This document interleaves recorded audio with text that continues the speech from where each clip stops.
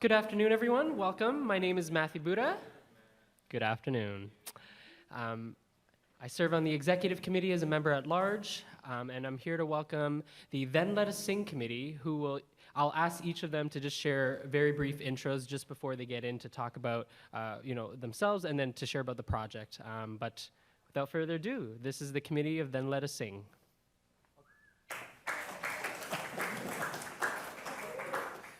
Thank you, Matt. That was brief. That was good. My name is Lloyd MacLean. Je m'appelle Lloyd MacLean. Bon après-midi, and that's about the extent of all I can help out with French. But thank you for coming to find out about our project here. Our project has been ongoing for at least 6 years, and started with our worship desk coordinator, Lydia Smith, contacted a number of people interested in the development of an ecumenical hymn book. And in our initial meeting, which was pre-COVID, we were able to establish that we had guests from the Presbyterian Church, the Anglican Church, the United Church of Christ in the U.S., and the Disciples of Christ as well. And we were also conscious of the fact that the United Church is celebrating the 100th anniversary of its founding in 2025. So in short order, fairly short order, our focus shifted so that it turned into pretty much a United Church project with assistance and input from some other denominations. We did also have then the pandemic arrived, so it became a project of Zoom, and the people who eventually decided that they were able to give time to the committee were working from all across the country, but we were, for the most part, limited to Zoom. So as our session goes on, I'll introduce various members of the committee, facilitators of the various subcommittees that we had established, and Joshua's going to help us with an introductory video from Lydia Smith, who sends her greetings and regrets that she can't be here today. So we'll see how that goes. Maybe not. Oh. Sure, well, come on up then, Annalee. Where'd Annalee go? There she is. Yeah, we'll start off by singing. This is a beautiful song written by Annalee and called God Lights the Lamp. The text is written by my colleague, Quired Taste, and we wrote it for the recent Mennonite hymnal, and are delighted that it's in these conversations too. So we'll sing it twice. Is that Mike live? I don't know, but I just like pretending to. We'd like it live. Can you hear this piano? Yeah, piano's. Is there a switch on that one? No. No?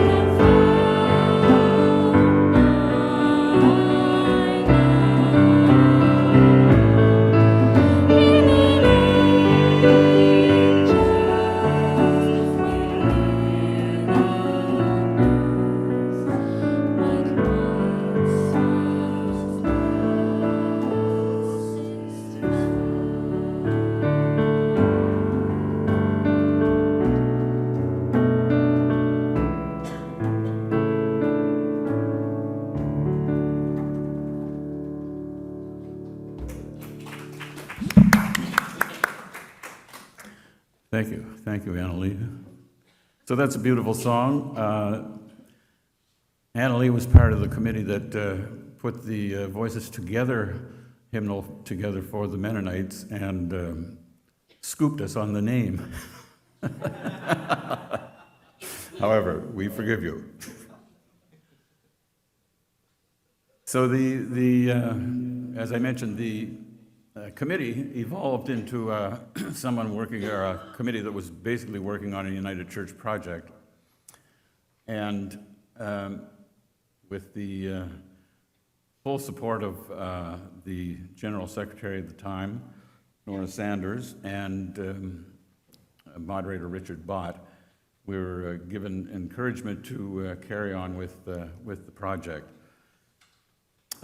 So people joined with Lydia and Chris Dumas, who is the man responsible for the United Church Publishing, and we started putting a plan together.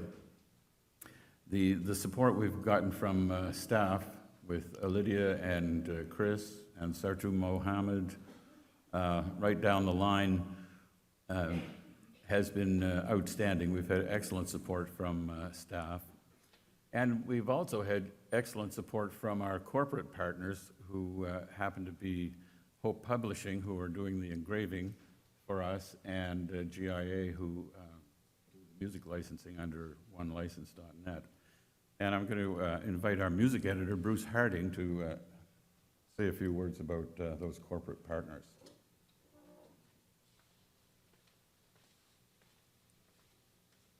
Thanks, Lloyd. Yes, when at the meeting of the Hymn Society in St. Louis a few years back, Lloyd and I, representing the project, set up meetings with Hope and GIA, like many of you have done when you've been working on hymnal projects. And we had one meeting with the one group, and the next group was coming in immediately after. They could see each other there, bidding against each other. And wouldn't you know, Hope and GIA came back to us and said, we'd like to partner on this project. We just said, that is a brilliant idea. And so we've been so thrilled to work together because GIA, as you know, is a great provider of the one license system and a great, they've got the database in place for a full online catalog and all of that, and they handle copyrights. Hope handles copyright too, but Hope said, we'll do the engraving, we'll publish a small supplement of your new material. So it has just worked so well. So that's the thrust of our project. We're putting the three existing current hymnal collections for the United Church of Canada, More Voices, Voices United, the big hymn book, More Voices, the supplement, and Nos Voix Unies, our French language collection, are all going up online in this larger collection, Then Let Us Sing, along with roughly 250 new songs, which will also come out in a published supplement as well for those who still like paper copies in their hands. So it's been great working with both of those organizations. I'm quite intimately involved with Scott and the crew at Hope in terms of getting the materials typeset. So we've got roughly 1150 or 1200 pieces already typeset, and moving into the ones where we're still looking for fresh translations and all those kinds of issues that come up as you're trying to repurpose existing repertoire and make it fresh. So it's been quite fabulous. Thank you, Bruce. So as Bruce mentioned, we needed to go through our own resources to see if there were any pieces that needed correction, or in some cases, some of the what we used to call global songs, we are restructuring the appearance in the print format so that the source of those world music pieces will be represented in either their own language in the titling and in the lead verse, or perhaps symbols like the Korean pieces that will be appearing in the collection as well. So we also Well, if any of you have been through this process of putting a collection together, you realize that the number of submissions you're going to get are large. And what's more, it's been 10 or 15 years since we were going through the material for More Voices, so all the publishers have been busy for the last 10 or 15 years as well, putting out new music. So Josh will have a lot more to say about materials curation, but as part of that subcommittee, then we developed subcommittees for special areas of concern or for pre-published, already published material. And so in all, we were looking at many thousands of pieces of music. And yeah, we will, as Bruce said, we will end up with somewhere over 200 new selections in the Then Let Us Sing supplement. And there will be some adjustment on some of the existing repertoire. Sometimes copyrights have expired or you have to reorganize that end of it as well. So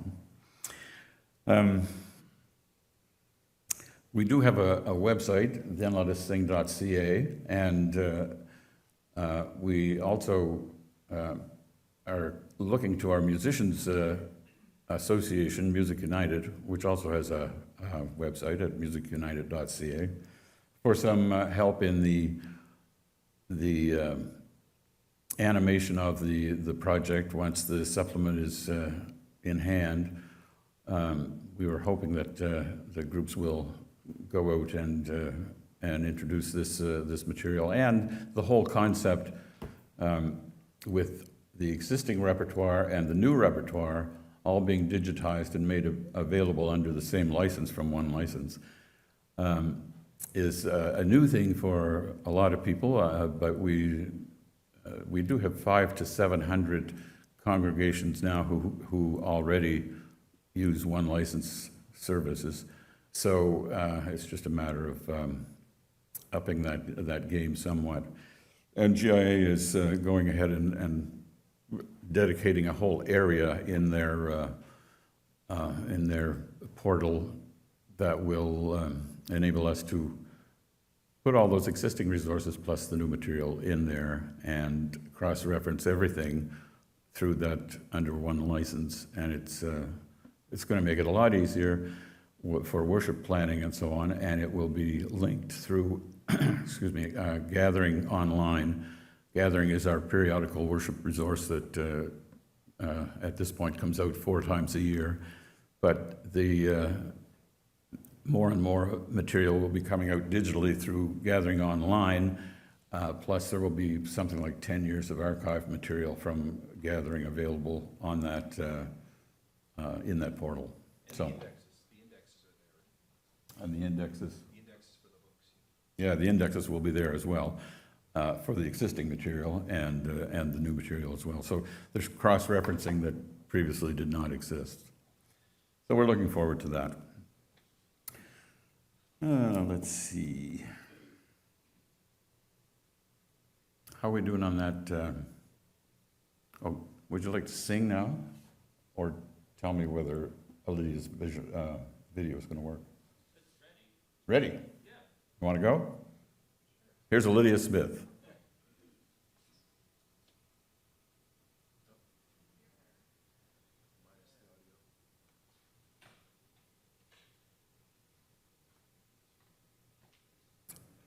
In case you didn't know, Lydia plays tuba. Hi, Society. I'm so sorry that I can't be with you in person. Thank you for having me.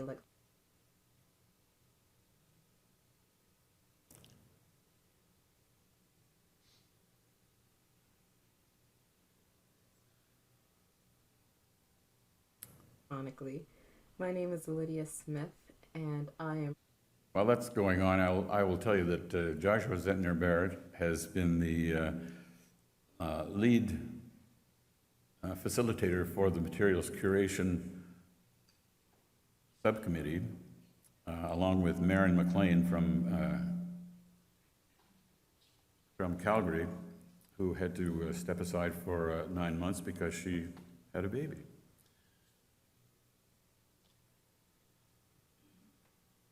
The other two subcommittees that you'll hear from today include Education, Justice, and Ethos Subcommittee is chaired by the Reverend Catherine MacLean, another Westerner, originally from Nova Scotia, but she has been in Edmonton for 20 years, for quite a long time. And our third subcommittee that you'll hear from today is marketing, animation, and funding. And that subcommittee is chaired by Paul Sales from the Ottawa area. If you've been involved in the United Church for any length of time, you probably would recognize Paul from, he's a former editor of The Gathering magazine, and also he was for many years involved in stewardship and bequests and that sort of thing. I don't know, Let's just sing. Then let us sing.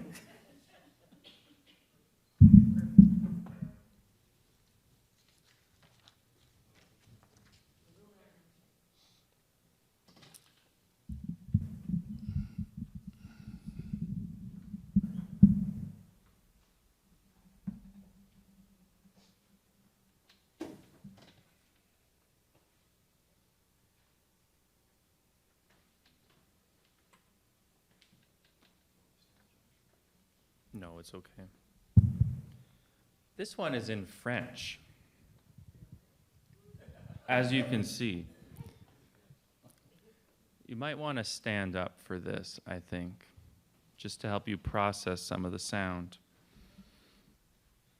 We won't do the whole thing, we'll just do like a couple verses and the refrain. But as you'll hear in a moment, part of the project is singing the whole United Church of Canada, which includes the Francophone Church, found in Quebec as well as elsewhere. So we are looking for song that speaks to this, and here is one of them. Nous voulons marcher dans tes voies.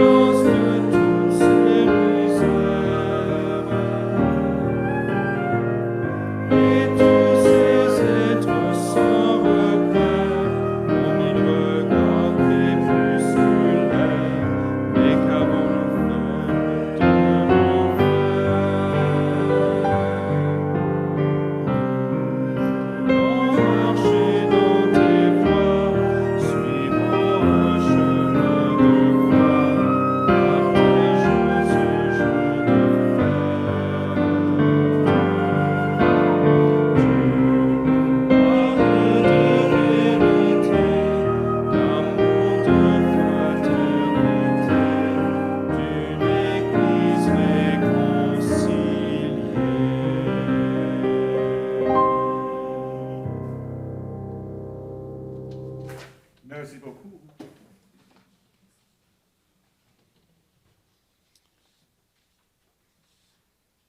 Now I'd like to introduce Catherine MacLean. As mentioned, she was the facilitator and lead for the Education, Justice, and Ethos Committee. And take it away. Bonjour tout le monde, c'est ma plaisir d'être ici avec vous aujourd'hui de la musique et des idées. My name is Catherine Faith MacLean. I am from New Brunswick, but I have been serving in Edmonton for 20 years with the United Church of Canada on the Métis Homeland Region 4 and in Treaty 6. The Papa's Chase people are the closest to my congregation, St. Paul's United. I have a pleasure of working with this group as one who has been singing and has had the deep privilege of working with great musicians through my entire career. But I come as a theologian and a pastor. My doctorate is in preaching, not in music. And I want to say what a pleasure it is to be with people whose event is a full body event, singing from the feet up. I was recently in a theology event where there was a great deal of this part of the body that was hard at work. I want to acknowledge some members of the Education, Justice, and Ethos Committee who are among us. Peter Stickney is here. Becca Whitlaw is here, and Lloyd MacLean is here. You do hear the name MacLean several times in the editorial work of this group. We are not related, we are cousins by affection.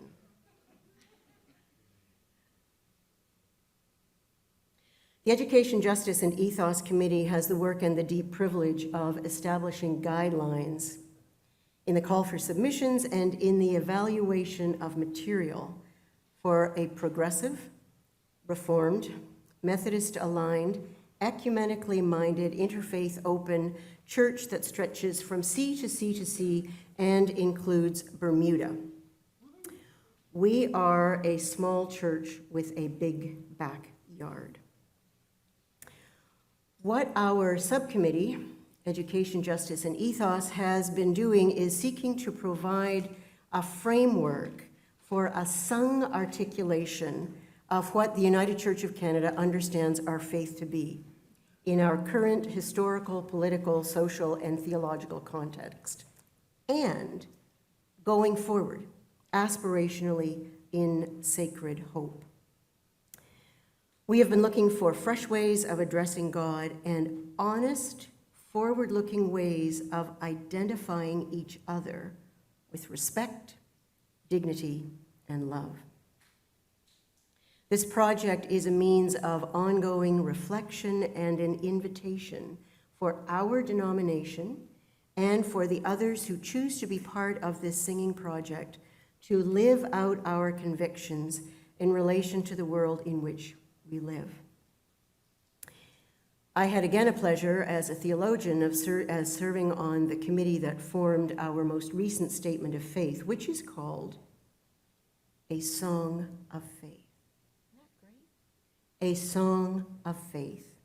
This lengthy document is a narrative, and here are 3 lines.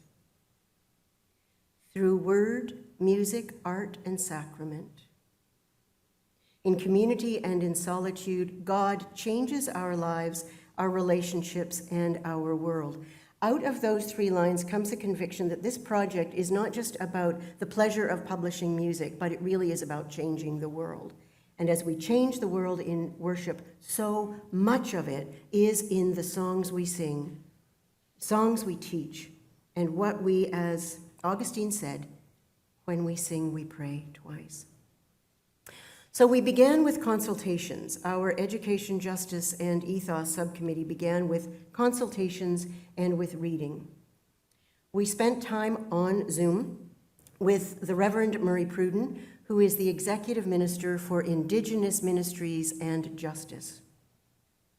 We talked about the settler church's relationship with the emerging Indigenous church within and as part of and beyond the United Church of Canada.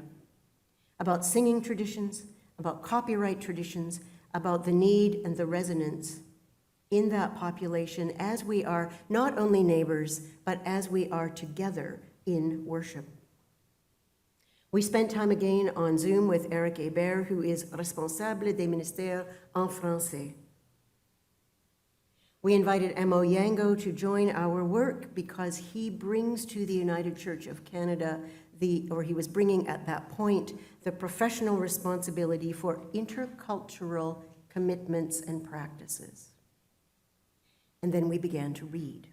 Because I am a theologian, I pulled out all kinds of historical theology, and we had a good long read through the summer of 2020 at what the ethos of the United Church of Canada has been since before its inception in 1925.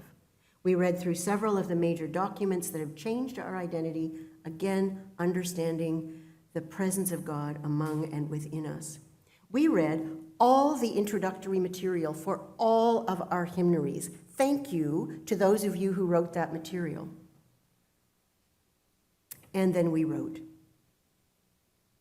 We wrote first something that we call a theoethical framework. In our theoethical framework, we wanted to declare that we are looking for fresh ways of addressing God, ways of identifying and addressing each other with respect and dignity and love, and through music, taking that into discussion, conversation, and action in communities of faith. In order to align our goals with those of the church, we recognize the importance of embodying the named priorities of the United Church of Canada. So we want our hearts to sing, and we also want to be singing with the vision that our denomination is taking forward into these next generations. So we want to be celebrating the image of God in all peoples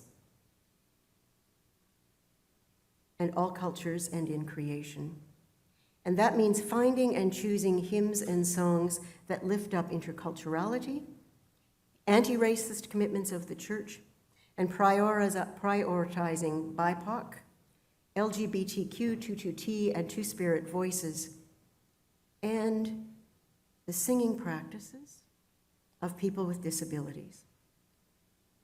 And so we went back to the editorial committee and said it's important to be actively soliciting material from these communities and these writers. We want to celebrate diversity with this wide range of songs. And we wanted, in the rubrics that we prepared, we included age and singability, contextual need, popularity, cultural significance, countercultural influence, variety, theology, quality, and a rootedness in United Church ethos. We also identified that we need music that speaks about aging, that sings lament, and lamentation as well as lament that speaks to the ongoing hurts due to colonization and oppression, and our complicity with the systems of oppression. We also wrote clearly that we need to be singing about the environmental crisis, a world that is on fire. Part of our work also has been making recommendations with regard to pulling hymns or changing hymns that make assumptions that are no longer helpful if they ever were. They come out of a couple of values that are clear within the United Church of Canada. One of them has to do with truth and reconciliation. We are taking our lead from the Indigenous Church. When we are looking at hymnody that we will include, we are taking our lead from the Indigenous Church.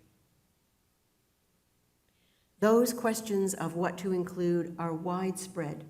They have to do with new music that is being formed, who's writing it, how we find it, how they would like to have it published and circulated, and whether they would at all. And also questions that sing into the heart of Canadians in particular, by which I am referring to the carol that begins, "'Twas in the moon of wintertime." There are questions about some music, and if we don't ask those questions now, when are we going to ask them? Another area that we have been working on in education, justice, and ethos has to do with hymnody that is anti-Semitic or supersessionist, which is to say hymnody that indicates that our Christian traditions have taken on what our Jewish siblings celebrate and indicated that we have the answer, that we have the way forward. So one example in that, for instance, is that lovely hymn, Guide Me, O Thou, sung to Qumranda. Oh, it just stirs our hearts, does it not? I hear my father singing that bass line every time I sing that hymn. In a church that is closed, and he is now 8 years dead. But I hear that, the power of that piece. In that piece, of course, comes the word Jehovah, which is from the Tetragrammaton, that is to represent the name I am who I am, the being. And those words, that name, of course, is not spoken by our Jewish siblings. In 2003, the United Church of Canada, together with a number of Jewish neighbors, published a document called Bearing Faithful Witness, in which we made a commitment to move away from the practice of supersessionism and of the use of that name for God. So here we are, 20 years later, facing a hymn that makes our hearts sing, finding a way forward that we will propose in this sampler, and that members of the United Church of Canada and others who are using the sampler will be able to sing to see if it stirs the soul in the way that we think it will. So you see, we are working with some of the music that is already in our 3 major hymnals, as well as setting up the guidelines for material that we will publish in the new work. I want to give you another line from the Statement of Faith. The fullness of, this is the new Statement of Faith called A Song of Faith of United Church of Canada. Listen to this. The fullness of life includes moments of unexpected inspiration and courage lived out, experiences of beauty, truth, and goodness, blessings of seeds and harvest, friendship and family, intellect, and sexuality. Isn't that great? In our Statement of Faith, we talk about sexuality, and part of that is the blessing and the gift, and part of it is the acknowledgement that there are those who use power within sexuality to harm others. So with that in mind, we have also published a piece that has to do with our decision not to publish material that is written by those who are convicted of sexual misconduct. And this is just a couple of sentences from that line, from that paper. Providing accountability is a faithful act of care and concern. We acknowledge that principle as we consider perpetrators of sexual misconduct. This is difficult stuff, but if we don't do it now, when we can, and when we know it's a problem, then I think we are guilty of omission. And I'm not going there. God creates all of us in love. Abuse violates that love. Where there is abuse, we try to seek restorative justice and healing.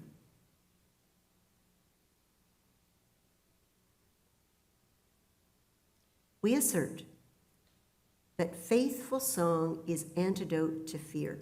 When you go home this afternoon, or go back to your room, and when you go back to wherever it is that you're going, and then at the end of this weekend, you're going to say, they sang us through 6 great pieces of music. And this person got up and she gave us a line, and it is, faithful song is antidote to fear. Antidote to fear. That is the central part of what we are doing in education, justice, and ethos, our subcommittee, as we work with these wonderful musicians. We are saying faithful song is antidote to fear. That has to do with the world on fire. That has to do with differences among peoples and nations, and it has to do with the question of sexual misconduct. Faithful song is antidote to fear. And here's the thing. When our hearts are singing and we have this full body experience of song, we know that it takes us places outside the room, right? And we know that when you and I have the privilege and responsibility of choosing music that people are going to sing, we're going to sing Qumranda because it's going to move a bunch of people. We're going to sing She Flies On, and we're going to sing Child of God, and we're going to sing that Papa, Papa, Papa piece that I sang all the way home the other night. We're going to sing these things because it goes deep into people's bodies, and we know that it is a huge honor and responsibility when we get to choose it. It's not like going out to, opera or symphony where people make their own choices about what they're going to hear and who the composers are. When I'm choosing a piece of music, I know that I have the responsibility of bringing you something that is going to be healthy and lively. It may bring you into lament. It may bring you into joy. But if I bring you into something that takes you deeper into the hurt that you've already had, I am carrying a responsibility that I need to be aware of. And that is why we are being so careful with the new music that is coming in and with dealing with music that we are taking out of our current hymnals. Because when people know that the writers of that music have done the kind of harm that they have experienced in their bodies, we trigger it in worship. We're not going there. We're going to stand with the survivors. This is a brave and difficult thing, and you, at this point, are part of our conversation and discussion about that. We appreciate you listening to it, and we'll appreciate your comments and your questions. We've written a piece on copyright, and Joshua will speak a little bit more to that further on.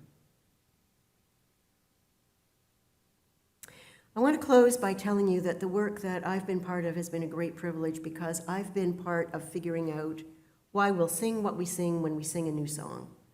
Why we'll sing what we sing when we sing a new song. Others are doing the who, others are doing the what, somebody else is doing the when. But those of us in this subcommittee have been dealing with why we'll sing what we sing when we sing a new song. We see the work of animating congregational song as an antidote to fear. We become, in our singing, signs of life and hope for the church. This is not just optimism. It's not just the wonder of dancing to a piece of music. It's the understanding that what we are bringing in song changes people's lives, changes the world, that this is a sacred hope, that this is the work of the singing Christ among us. Our hymnal project is a courageous expression of hope for the present and for the generations that are coming. Please pray for our work. Peter, would you lead us in Queerly Beloved, please? Thank you. Oh, it's right here. Is there a way to make it bigger on the screen? It's hard to read the words. Can you do this too? The words are really not. Yeah, come closer.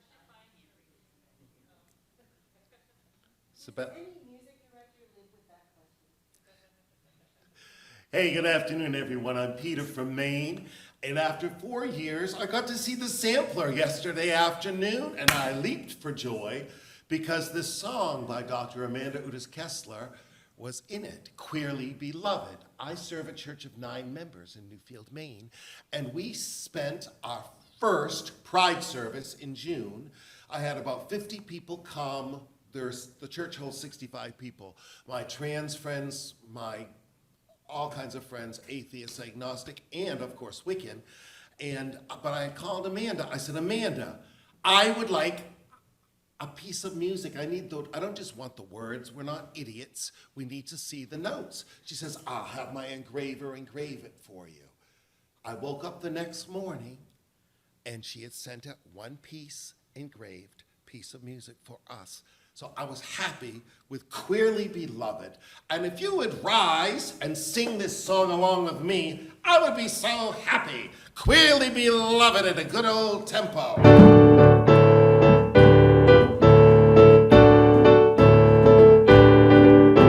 Queerly beloved, we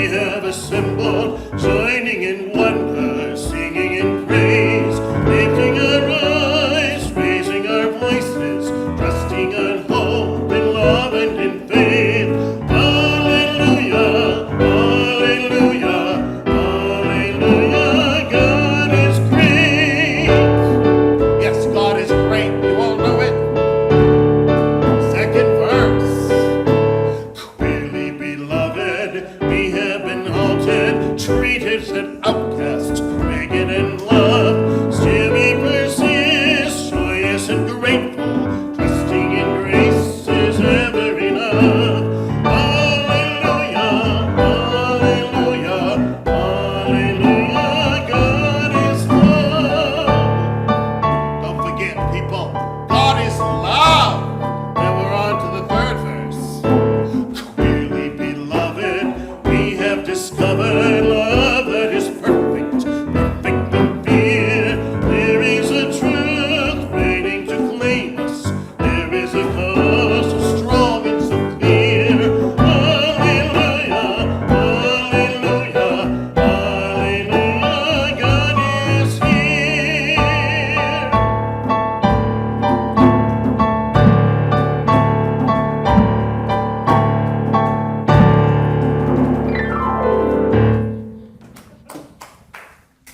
Thank you, everyone.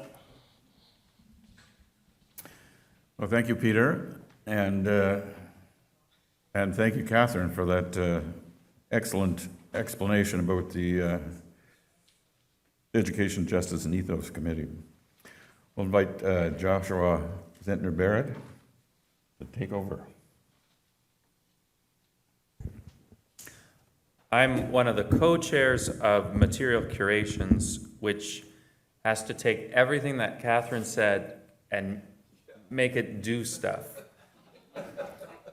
So on the screen, you actually have a glimpse of what half of my life is, which is navigating through Teams, Microsoft Teams online, and this is where we collect our material and put it into folders, and then make new folders, and then make new folders for those folders. But Material Curations is responsible for the new material that will go in, as well as some of the older material that is being revamped or reworked. We initiated a process. We received over 1,500, I think we had about 1,800 new submissions into our portal of mostly new music, some of it a little older, that people thought this meets the needs of the United Church. And as a committee, some of whom are represented here today, Deb and Matthew way in the back on tech, as well as our friendly associates who have helped us with this process, Jason Locke, Lydia, Andrew, you did some too, John, where's Fred? Oh, well, yes. Anyway, and many, many, many more to cull this number down to a list of about 150, 200 odd songs. And now working to fill those gaps. What priorities that Education, Justice, and Ethos have named do we still need to fill? What voices have we not heard? And where can we find these in repertoire that already exists or in repertoire that has yet to be written? You can see up here too, Catherine already referred to Guide Me, O What Was Thou Great Jehovah, or Guide Me, O Thou Great Jehovah, has now become Guide Me, O Thou Great and Holy, and this will appear in the sampler that's due out in September. Sort of an example of a revamped hymn. The other thing that has happened in this process is looking at music and how copyright has been held. The other song, Senzenina, at one time was arranged and copyright was held by the United Church of Canada. So all royalties for the reproduction of that song came to the UCC. And as part of our re-examination of what justice looks like through the lens of copyright, we have changed how that copyright is held. And so now, in the little blurry text there that you probably can't read all that well, but I'll tell you what it says. It says arrangement copyright AACC 2022, which is the All African Church Council. And so taking this song, knowing where it comes from, we have partnered with an African organization of churches and will disperse the royalties to them as part of ongoing relationship. A further step that Senzenina shows us is how we are working in terms of language. So obviously the United Church is a predominantly Anglophone denomination, but has a sizable Francophone population and a variety of ethnoculturally specific congregations. And so we as a committee identified the top language priorities: English, French, Spanish, and I'm blanking on the other. Korean. There's about 6 sort of top priority languages and then a slew of other ones. And we aim to have as many songs as possible translated into all of these languages. How we operate in material curation is the original language is what is first and foremost interlined in the music, as it is here. And the translations appear, if there's room, interlined, but often at the bottom, as you can see there.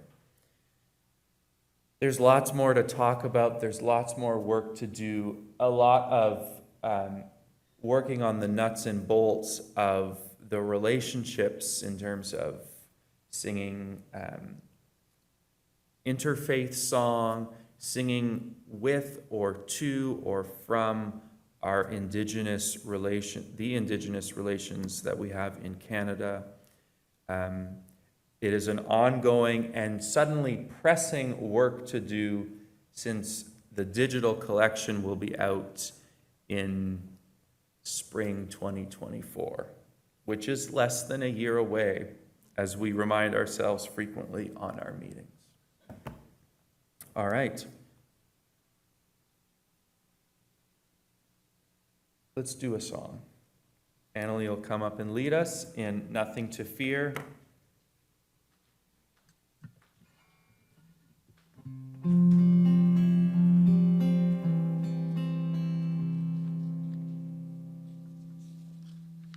Oh, that was you. I was like, oh, they have a video for it. Beautiful.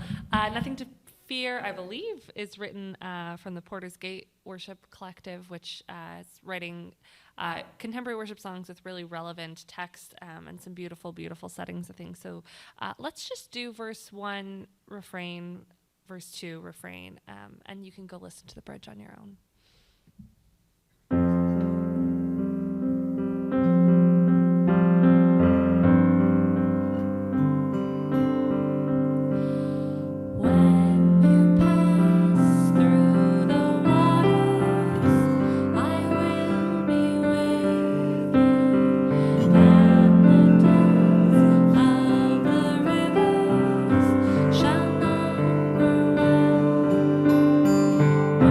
You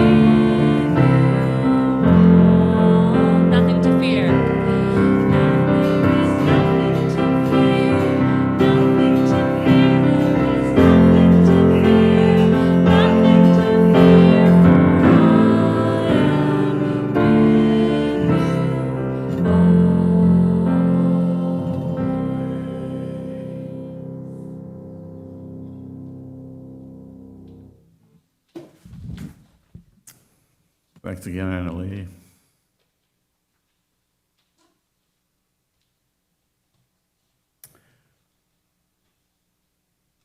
I see Paul's putting on his glasses. That's dangerous.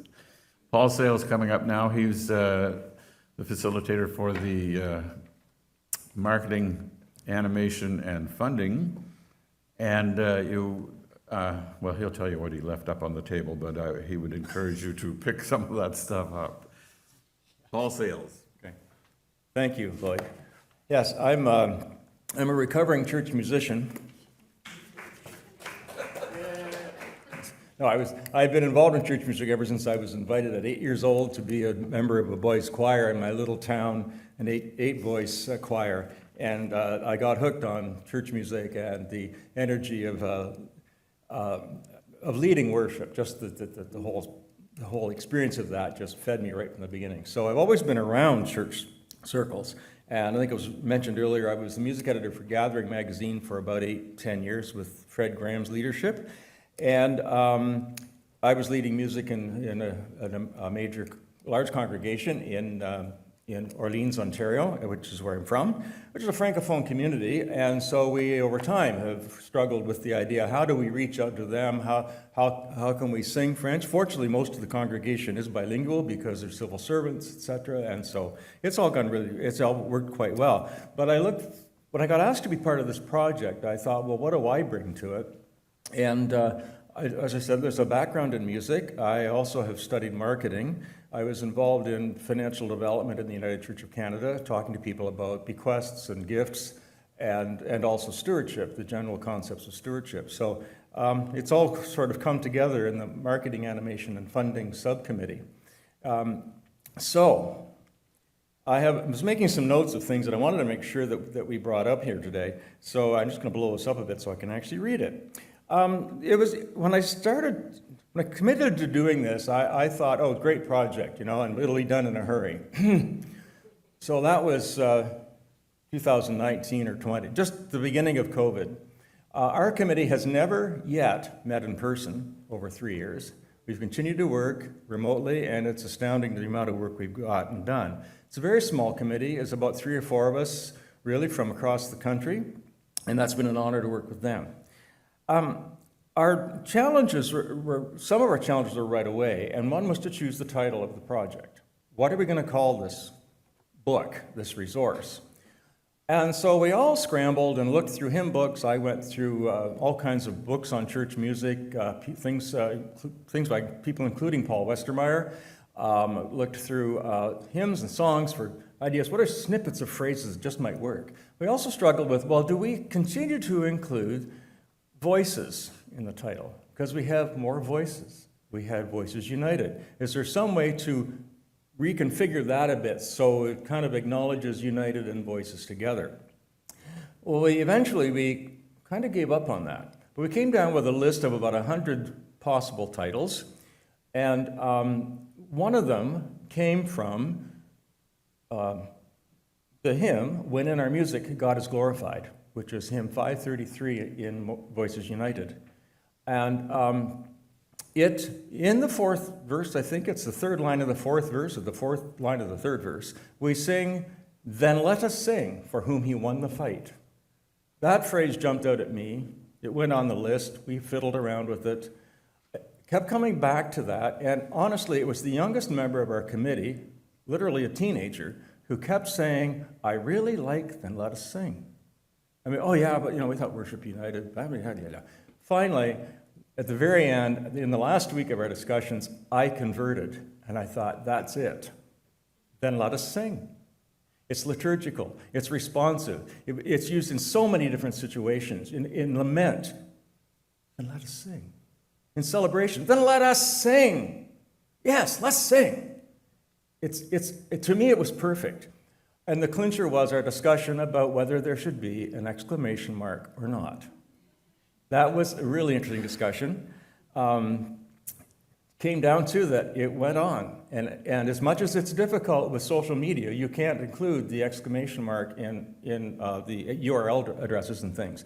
We decided to keep it because we felt with it there, it energizes the title. gives it a sense of movement forward. Then let us sing. So what are we going to do? We're going to sing. So that's why it's there. And it's one of the things that our committee is quite proud about, is that even though it seemed a little awkward at first, we're getting used to it, and the exclamation mark helps and puts it there. So that's where that all came from. I hesitated to dwell on that, but I think I guess it's something we've been proud of, and I think it does move us forward with a whole new sense of what hymn book titles would be. Our committee then got to work at doing things like creating brochures. What do we need to say? How are we going to get this stuff out there? How are we going to energize the energized church land to understand what all this is about, and why they would even bother to need a new hymn resource? So that was about that, creating awareness about it. And now we're more in the part of education and animation of it, getting people to start to experience it. With the finishing of the sampler in the last couple of weeks, literally, we now have music to share, which is energizing our presentations in a new way. Part of it, we're strategizing where and how to make our presentations, working through the connections of the United Church itself, but also trying to reach out to other denominations. There were people on our committee from the United Church of Christ, there's Peter here, and we have others from the Presbyterian Church of Canada, Presbyterian Church in Canada, and the Anglican Church of Canada as well. So it's been quite a broad group of people working on the larger committee. You have in your hands now, I hope, some of the materials that we've produced. There's a brochure telling you all about it. It shows the connection with gatheringworship.ca, which is the digital version of Gathering. So it shows you how that's connected, and it outlines the basics of what it's about, how you can use Then Let Us Sing, and what the eventual costs will be, just some of the basics there. We also have more recently, one of the persons on our committee, the subcommittee, is a person who's really big into video presentation. He's the mastermind at our church behind all of the YouTube and Zooming that we did during COVID. He's adamant about getting stuff on video. And he said, we need a document to help people understand what they need in order to use Then Let Us Sing. And in doing that, I've discovered one thing that I've been emphasizing. Congregations have asked me, well, we don't have Wi-Fi in our church. Can we use this? What good will it be? My point has been, you don't need Wi-Fi in your sanctuary in order to use it. Your music leaders need it, because that's how they'll access it, and they will prepare your worship service. But whether you're screening in worship or not, the only time you would need Wi-Fi is if you want to show a specific video or something like that. But otherwise, it's something that's really behind the scenes. So that's one thing. So the brochure was partly to express that, and also show people who maybe have never projected anything in their lives anywhere, how they can use it in worship and get the basics there. Okay, so that's why that brochure is done. We thank Dave Patterson, the fellow who has been the pusher on that, for doing that, and he and I put that together. The website was created quite early. It's going to be fleshed out, and it's being fleshed out more and more. There's a long list of frequently asked questions on there. We highly recommend that you go and look at those, because some of the questions you may develop now or have later might already be answered there. We have a Facebook page, and we do encourage you to take a look at that. And for me, it's been a real learning experience about social media. I use it, but I don't understand it in the sense of, what do you put on Facebook versus what do you put in your website? Well, click, there it is. But so it's been really, we've had very good leadership from the staff and the younger people on our committees that have a much better awareness of how this all comes together. So I'm still kind of sitting back in fascination, but it's great. One of the areas that we were focusing on early, and they're now coming into fruition, are things like how, in our animation, in our outreach, how do we best do that? And again, this is where the social media savvy people have come in. And so we now are creating and producing webinars that will help us with the project. Last fall, there was a webinar called Anti-Racism in Music, which was produced in conjunction with the Ethics, Justice, and Education Committee, Ethos, sorry. And that was quite, it was done in conjunction with the program 40 Days of Anti-Racism in the United Church of Canada. This August, there's plans, I don't have the exact date yet, but there's plans for a webinar on faith formation and music, and it's going to be in conjunction with the United Church of Christ in the U.S., who's our sibling congregation, denomination. September 26th, we've arranged to have a webinar on the sampler. The sampler will be produced on Labor Day weekend, and we'll have up to 300 congregations who sign in on that. And they're going to be using it. The webinar will introduce the music as we're doing now and talk about how to present it in many cases. Because, of course, it's stuff we don't know. So how to teach it, how to use it, how they might think about using it in their congregations. And I think, how long do they have, Josh, before they respond to use it? Is it 2 months? 3 months? The sampler.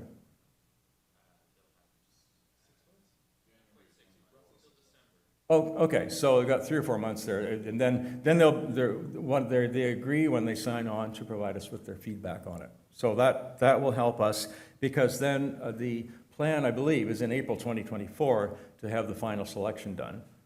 Maybe it's sooner, but that's the date I have. And then the release will be in the fall of 2024. And that's to help us be ready for the celebration of the 100th anniversary of the United Church of Canada in 2025, which is one of the real inspirations behind the project. All right. So the sampler will be out. We are working right now to prepare videos of the music in the sampler. So they'll teach things like teach the language, teach the music, teach the harmonies, if that's the case. So we have people working with that across the country. And then, the funding side, that's been the fun part. And I had a feeling that's why they wanted me on the committee, but raising money hasn't really been my biggest forte. So, but anyway, we are looking for grant money to help support the project. The United Church of Canada has forwarded the funds to get everything going and in place.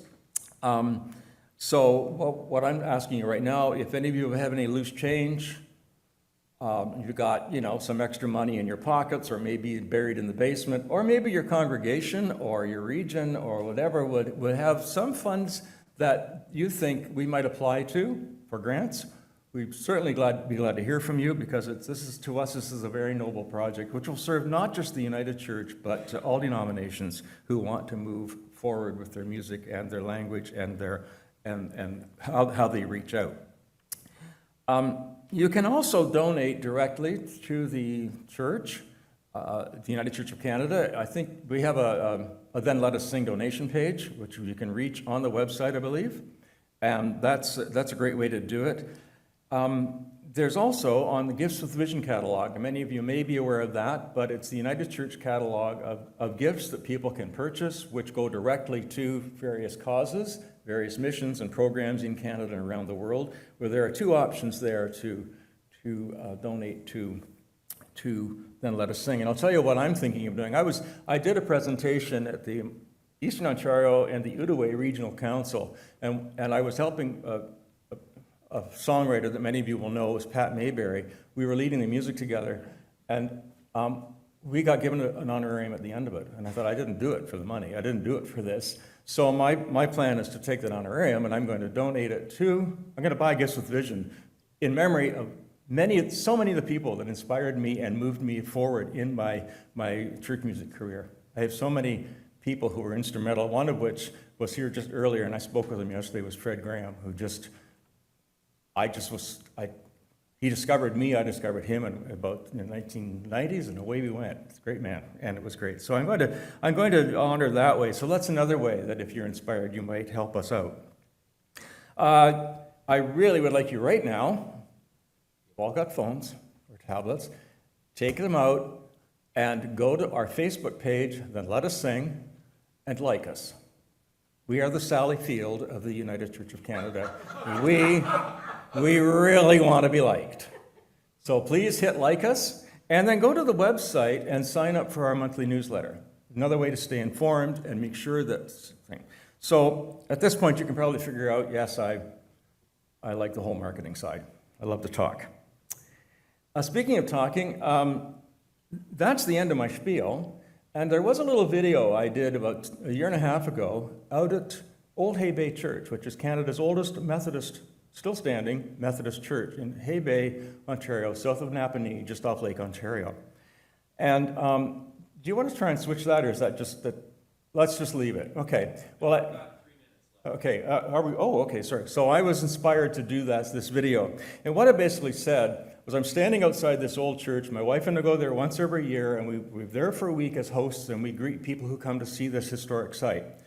And I thought, this kind of links in with Then Let Us Sing. Thinking, well, how the heck does this work? Well, it's the oldest Methodist congregation or building, as I said. In there is a book by John Wesley, one of his first editions of the book, called A Collection of Hymns for the People Who Call Themselves Methodists. It's there. It's there in the building, and I've seen it so many times. And I thought, Wesley's, they were passionate about us singing our faith. They were passionate about making sure we sang faith in our words and in our language. And they would be so happy to know about the Then Let Us Sing all-digital project. They would see it as the logical extension of their passion for us into the 21st century and for the United Church of Canada into its second century. So I'm so glad to say that. And in the video I say, so what would they say? Then let us sing.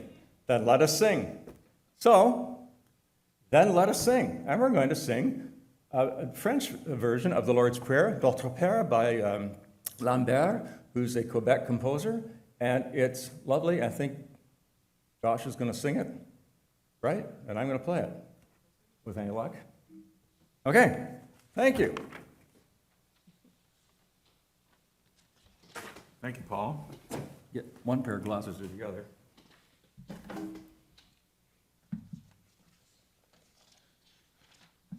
I introduced this for the first time, from my experience, to the Quebec region a couple of weeks ago, and it's quite lovely. I'll just play a little introduction here.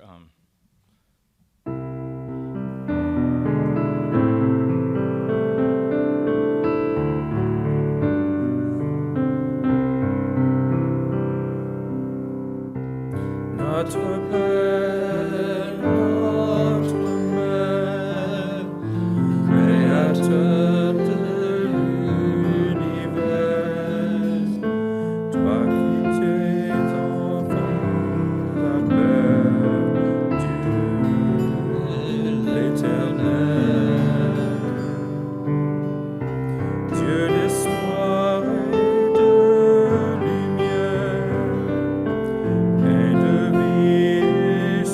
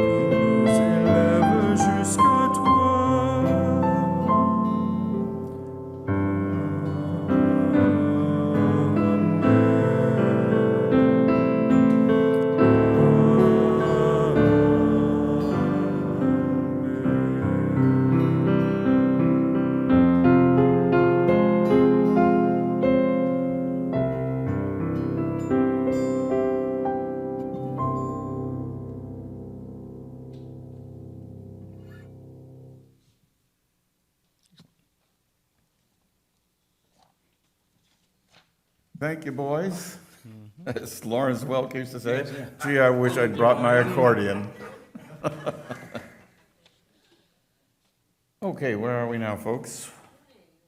We're right at the end, okay.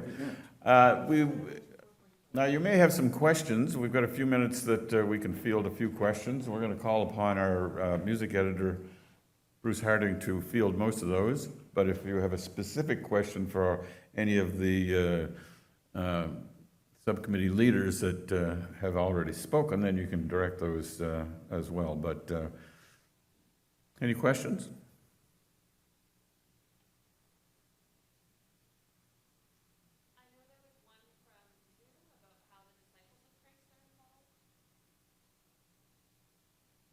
The Disciples of Christ are, let's see who, no, we don't have anybody here who can speak specifically to that.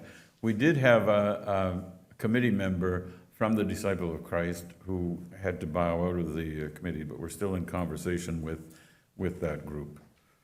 And hope to replace Darlene with another representative from the Disciples. Yeah, anything else? Yes? The sampler will be somewhere over 20 and under 30. The reason there are a number of pieces that we're still tracking down copyright permission from composers so that we can use that material. But yeah, it'll be 20 to 25 guaranteed, and it may be as many as 30.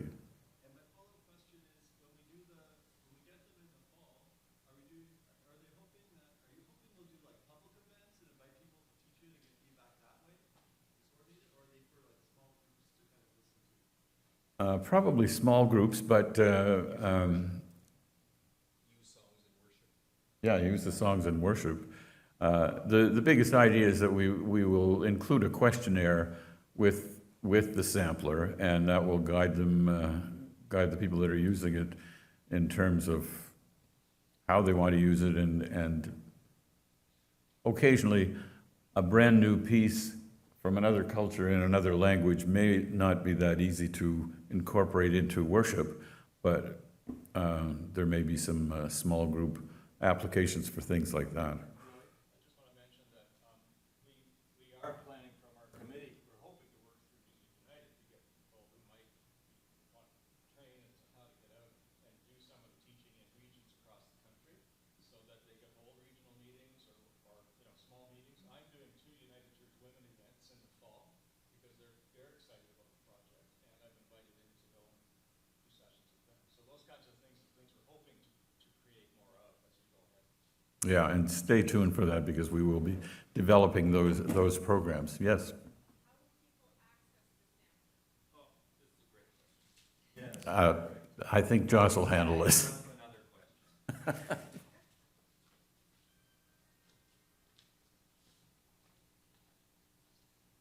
So the question was, how will people access the sampler, which will be available online through the website and a variety of other channels?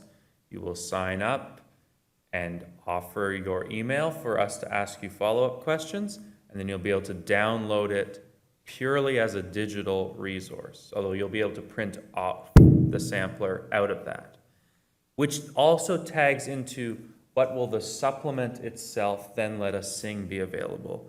So it will be available first digitally in collection with all the resources.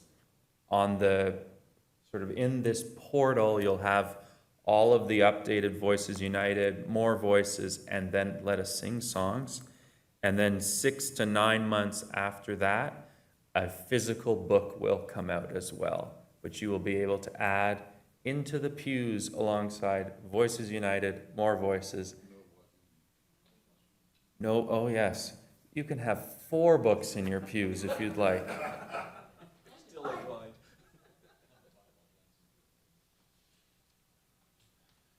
Sounds like a good opening for an enterprising person to sell hymn book backpacks or something. Anyway, any other questions? Yes, okay. In the back first, yes? Many of the new ones we've seen are in unison. Are there some that are in harmony, written in harmony? There will be. Wait, can you repeat that question to the Oh, sure. The question has to do with the fact that most of the things that we looked at today are in unison, and will there be pieces in there with harmony? Go ahead, Josh. Did you want to respond to that? Or Bruce? Come on over. Sure. Well, our intention is to balance the repertoire as much as possible in the end, so that there's a balance of what we would think of as SATB and so on. But at this point, we do have a lot of unison, so we know our task is to do some rearranging for pieces that could go into a harmony arrangement, and seek more things that look like a traditional Protestant hymn and so on, to try and balance the overall genres in the collection. I come too late to these things with things to submit. It sounds like your sort is already made and the train has left the station. Otherwise, I have things in Taiwanese and English which you might consider. Great. Well, the door is not completely. No, well, check out some of the material that Paul has left up there on the table and send us an email with some detail. Great. There's also, because it's digital, we can able. Yeah. I'll just mention the one thing I didn't mention, and actually it's quite important. Because this is a digital resource, we'll be able to add anything we want as time goes ahead. So there'll be more calls at some point, probably to give us a bit of time to rest after we get this done, but there'll be more calls for new music ongoing. Yeah. That's okay. Yeah, there were two things. I would just say that part of our original intent with some of the material we were gathering in earlier collections, we were hoping to do what Josh just described, and Paul went on to elaborate on, in terms of getting royalties back to the communities from whence this material originated. And the other thing is in getting something set up so that on a 2 or 3 or 5 year basis, we would continue to be curating material and periodically making additions to the Then Let Us Sing collection. I'm sorry, I saw another hand. Oh, there. John, yes.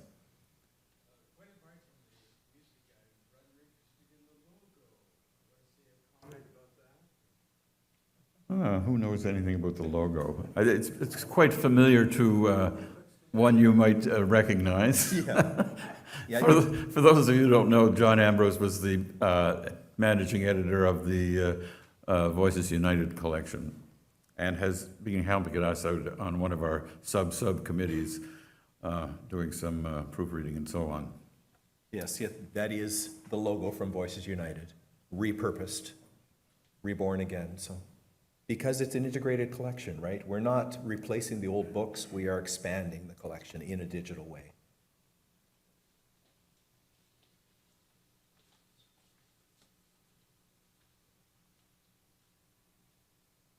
Final questions? Oh, okay, let's sing one more time. In harmony. We wait for God. And as we're preparing to do that, I would just once again thank the people that have been involved in the committee as working members of the committee, and of the working members of the subcommittees, our corporate partners, Hope and GIA, and our ongoing thanks to the staff at General Counsel Office. Yeah, I've realized this is not in harmony. I thought it was. Just, yeah, there's a bit of harmony in the chorus. Well, I think we're having a band meeting here now. We can make our own, too. All right. Take it away. I'll take it away. Is that? Throw in your harmony. It's a magnificent song and perfect for every occasion, especially today, as we wait for our hymn book, and we're going to wait for an Advent in just a few short months. That's right.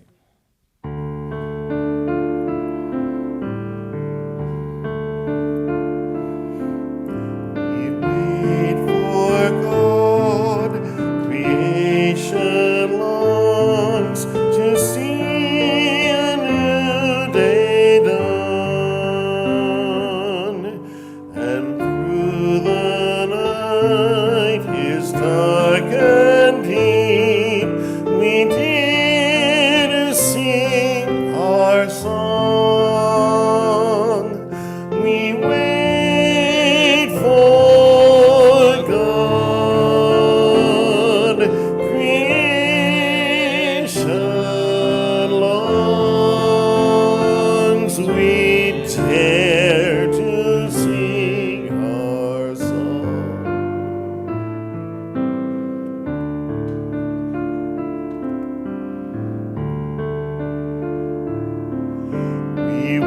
watch for God, the earth cries out, will violence ever cease?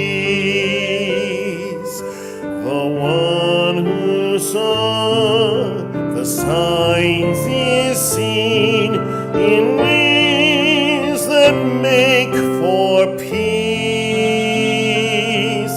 We watch for God, the earth cries out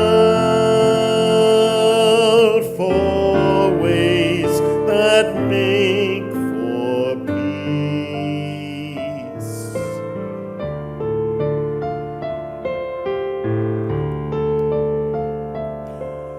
We work for God, the nations need no one to do their part.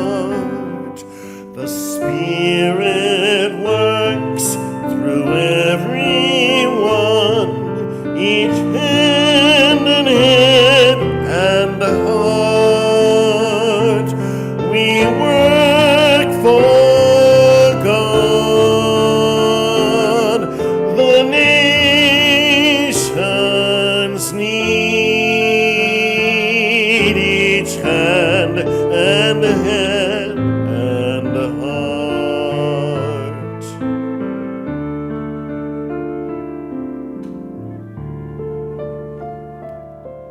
We worship God, the people pray that love will cast out fear. We wait and watch and work to see the day of God draw near. We worship God, the people pray, the day of God draws near.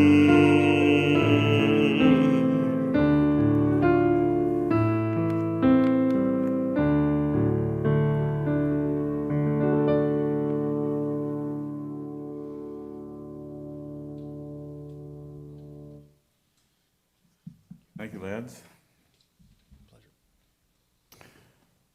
So that winds up our presentation. Thank you very much for your interest and your questions.